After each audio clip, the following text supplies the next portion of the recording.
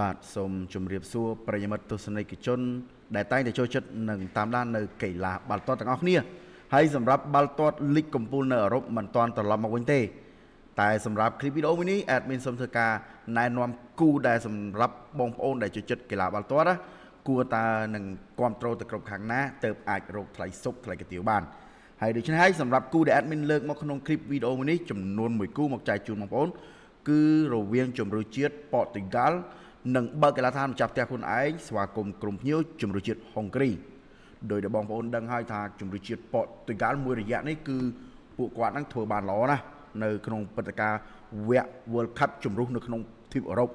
ដែលបច្ចុប្បន្ននឹងឆ្លង5ប្រកួតកន្លងមកនឹងប៉ូទុយហ្គាល់គឺឈ្នះទាំង5ប្រកួតបដ ாய் ហើយនៅក្នុងវគ្គជម្រុះនៅក្នុងទ្វីបអឺរ៉ុបនឹង3ប្រកួតកន្លងមកមាន9ពិន្ទុក្នុងដៃគឺថាអូហូក្តៅខ្លាំងល្អមែនទែនសម្រាប់ប៉ូទុយហ្គាល់ចំណែកឯក្រុមភ្ញៀវហុងការីវិញដូចជាមិនសូវជាបានល្អទេ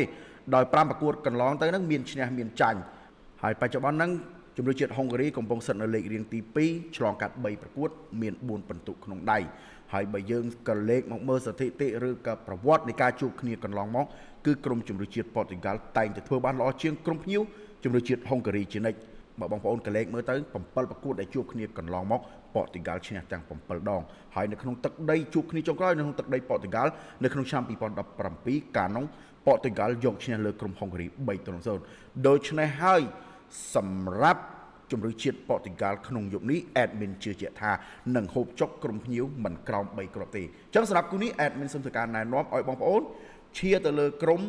ម្ចាស់ផ្ទះប៉ូទុយហ្គាល់ថាយុគនឹងលុតក្រុមភ្ញៀវ